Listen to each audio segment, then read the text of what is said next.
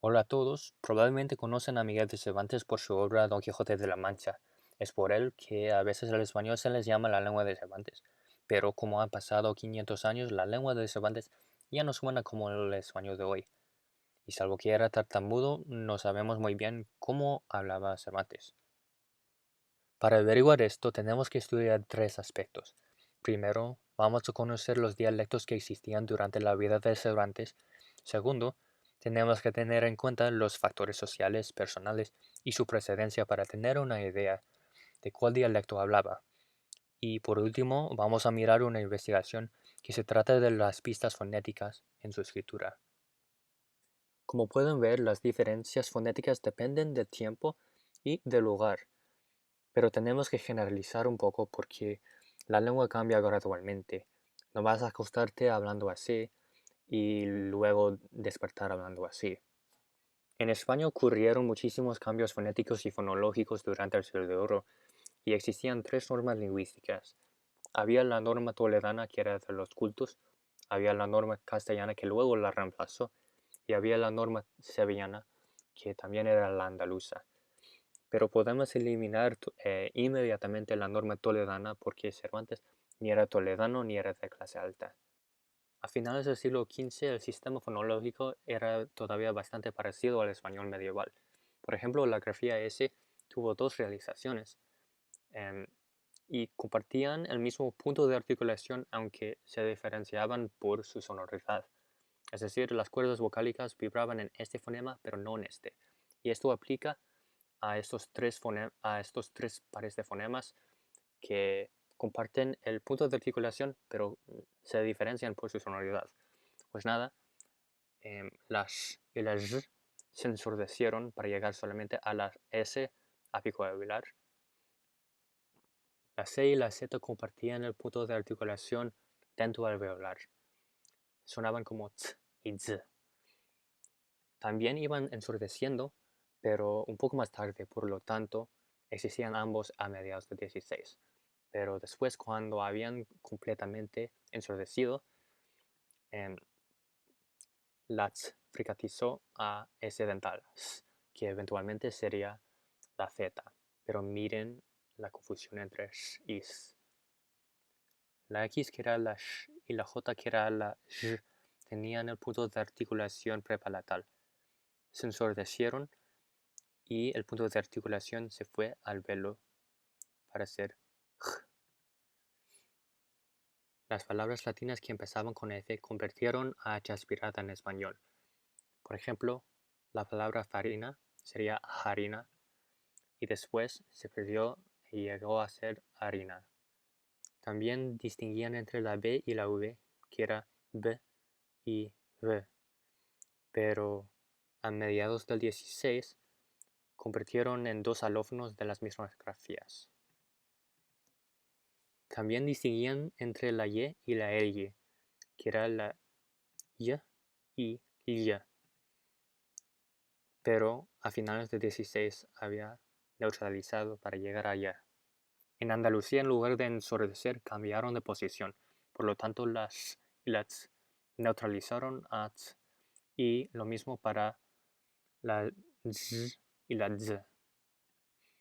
Después ensordecieron y el resultado fue la S dental, que es el origen del ceseo y el ceceo. La sh y la j ensordecieron, pero cuando el punto de articulación cambió, el resultado fue una expresión suave.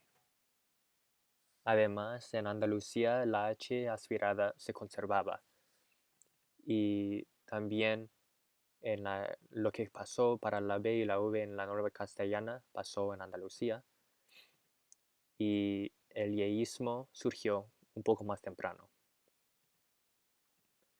Además, había una confusión entre la R y la L a finales de sílaba y había una expiración de la S después también. Por lo tanto, en Andalucía sí se puede oír eres mi arma, pero realmente lo que dicen es eres mi alma.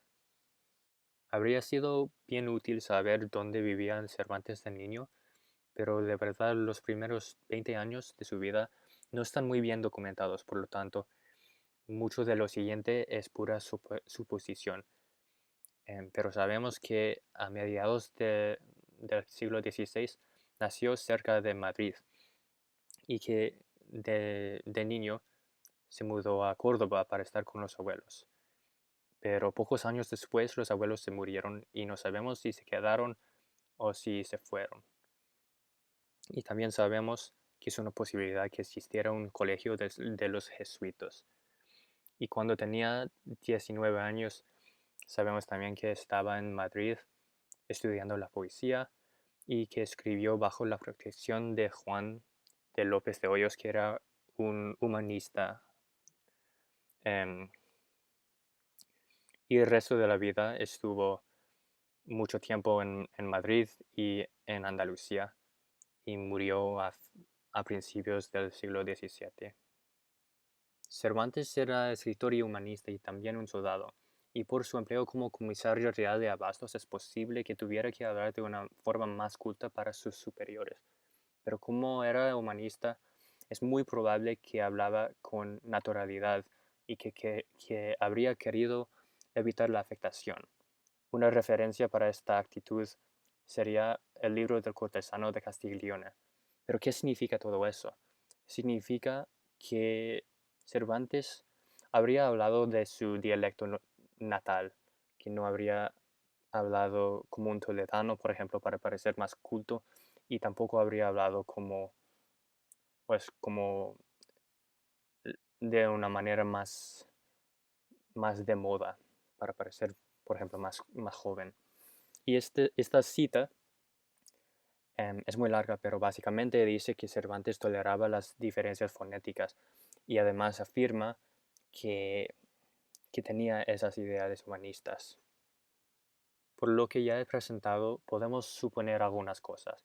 Podemos suponer que Cervantes no hablaba la norma toledana porque no era de clase alta y aunque podía escribir y leer, no tenía la educación suficiente. Además, sabemos que no habría cambiado su forma de hablar por sus ideales humanistas.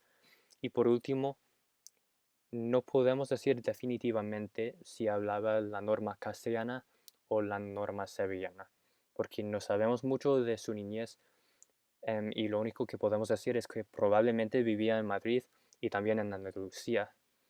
Y por todo eso podemos eliminar los dos hablas a finales del siglo XVI. La investigación Cervantes' Consonants de Daniel Eisenberg es la única investigación que yo sepa que se trata de los sonidos de la escritura de Cervantes.